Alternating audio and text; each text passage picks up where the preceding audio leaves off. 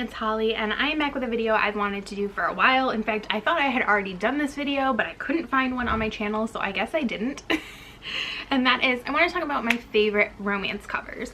And I'm sure someday I'll do like a favorite just regular covers and everything, because I think that's interesting. And I also want to do a video comparing romance covers from different countries, because I'm in a bunch of author groups and I see authors like tweeting and Instagramming about their books from other countries, and they're very different, and I think that's really interesting. Just like in general, I find that interesting, but I think with romance, you know, that's like my genre. So I am such a sucker for a beautiful romance cover, and some of them can be like really cheesy, or there are some older, like there's different styles in the romance genre. I have some older ones, so I don't have any, I think, with like, oh, this Mary Balog is kind of, this I feel like was very the thing in like the 90s probably, where it's like just like an item or something. Or it might be like a flower or something like that. Those covers do not do it for me. And then you had covers like the Bridgerton editions I have, like this one where it's kind of just like an image, and it does like pertain to the story or whatever, but it's not necessarily a like person. And a lot of times these have really special step backs. That's the other thing. I love a step back. Maybe I'll do a video about my favorite step backs, and this is step back. I think all romances should have them. But especially now and in the last few years, I feel like you see a lot of people on romance covers, and historically you would have a lot of, are they on the cover? No, but you would see like, this is the back cover and the side thing. But you would see a lot of this on a cover, I feel like, especially like, those are like what I think of as like Fabio covers. You saw a lot of that. I happen to personally be a fan of the girl in a pretty dress, preferably the back shot of the corset. I am a sucker for that. So you will see a lot of that. I am totally that fan that loves a pretty dress on the cover. Like, I literally will watch The Bachelor just for the dresses. Don't watch The Bachelorette because there's only one person wearing pretty dresses. What's the point of that? I'm just here for the pretty dresses. So you will notice that. So you will see a lot of similarities in these, and I think some of these, there's one in particular I'm going to talk about that I feel like a lot of people actually hate the cover. I love it. I think it's ridiculous and I love it. So these are some of my favorites. So I'm going to start with the mass market paperbacks, also known as the way all romance should be published, in my opinion. So I actually have quite a few here. Let me do, I have quite a few Eloisa James books. I have 3 of them. I think she has some really, really pretty covers out there. So first, and these are all kind of different styles. So the first one is My American Duchess by Eloisa James, and this is a standalone historical. All of the mass markets are also historicals. But I just love this blue dress, and I love how simple it is. Like, it kind of gives me like a Downton Abbey feel, and I don't like that show. But you know, that's like the vibe I get from this cover. And I think it also kind of reminds me of Anastasia when she's in like her blue dress on the stairs, so that's probably why I like it. But I just think it's a really beautiful, subtle, elegant cover. So there is that one. And then there's this one that looks more artsy. It might be an actual photo, because some covers are like stock images that get reworked, and some are actual photo shoots that happen and then are edited. This one looks a lot like a painting to me, but I don't know if the girl was like an actual photo shoot and then they like painted it. Like a lot of those older ones really were more paintings. And that is A Kiss at Midnight by Eloisa James. I just think, I mean, I think the dress is really pretty, and obviously you have the shoe. It's a Cinderella retelling, and there's hair on my lip. But I think it's really pretty, and all of the covers in this series are kind of in this style, but this one is my favorite, and this is the first one. And then the last Eloisa James one is also probably one of my favorite covers. It actually like sits right here on display, and that is, seriously, what is, and that is A Duke of Her Own, which is I think the last book in her Desperate Duchess series. And I just think, I think I've talked about this before. This dress is, now this one doesn't have like it tied up. I actually prefer like a tied up corset, not this like open corset kind of thing. But I just think this is like the most beautiful dress, and I think this cover is so pretty, and I've loved it forever.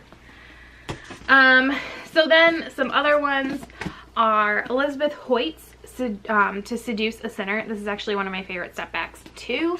I actually wrote about this in my like in one of my senior year English classes. Anyways, but I just think it's really pretty. I'm not actually a huge fan of yellow, but I think it really works here. And again, pretty dress from the back. I think this like pearl kind of necklace going down in a non, you know, shenanigan-y way is really pretty. Another back shot is Falling in Bed with the Duke by Lorraine Heath. Again, a color I'm not like a huge fan of, but I feel like it really works here. And then this one I feel like is very subtle kind of, and this one is more in your face, and I can't fully explain why I like it, but that's Wicked and the Wallflower, or right? Yeah, by Sarah McLean. And this is the first book in her newest series, and I don't know, I just love like the smirk on this girl's face, like the cover model. This one I'm pretty sure was a photo shoot. I think I saw Sarah McLean like Instagramming or tweeting about it or something. I think the color is like really eye-catching. The font choice is really good. Like I love the juxtaposition of these two fonts for like the two characters and everything. Also, actually, I will say my understanding, because this is an Avon book and like so is this one, my understanding is that Avon gives their authors a font for their names, and that font is always used just for them. That is my understanding. I feel like I heard that somewhere. I'm pretty sure it's true. So that's interesting. And then the last mass market paperback is Devil in Spring by Lisa Kleypas. I just love this cover. I think the colors are gorgeous. It is just beautiful. I remember when this cover was announced, I like tweeted about this cover and about how beautiful it was, and I would literally just like stare at it on Goodreads because I was like, that is the most beautiful cover. I don't even know. It's so pretty.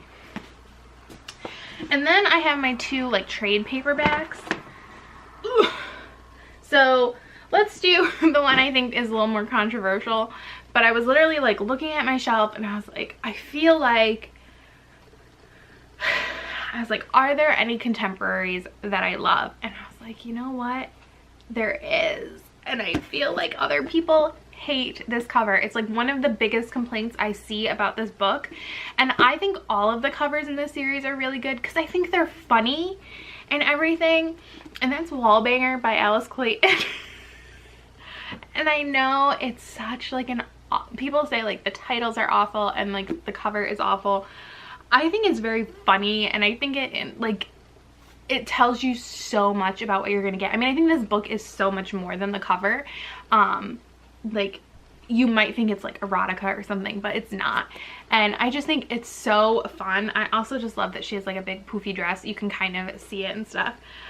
I don't know. I just think that this is a really good cover, and I love all the covers, and I absolutely love all the titles in this series.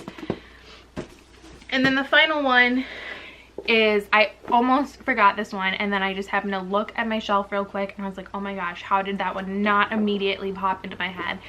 And that is A Bollywood Affair by Sonali Dev. Like, I think I might have mentioned this before about how like I'm like obsessed with like henna and like Indian culture and stuff. This is also like an amazing book. Like, it's just spectacular. But I just love like the colors, and they have kind of like a henna design in the 2 corners that's not like connected to what's on her hands and everything. And I just think it is so beautiful. It's so simple and subtle. Like, I feel like this book could easily be picked up. I think they kind of published this and marketed this in a way to make it like not seem like a romance novel, and maybe to get other people to read it, which I think is fine. I think this would be a good gateway romance from what I remember, but I remember loving this, and I think this is just one of the most beautiful covers ever. Seriously, I love it. Absolutely love it. So those are some of my favorite romance covers. If you have some favorite romance covers, let me know what they are. Maybe I could also do like a sort of inspired like cover snark. I don't think I'm as smart as the people on Smart Bitches. But there are definitely some special covers out there in the romance world, especially some older ones.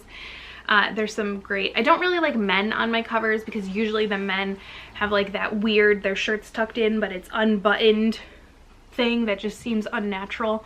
Or they're like missing nipples or something. I don't know. That just seems weird. So that always like is not a favorite of mine. So yeah.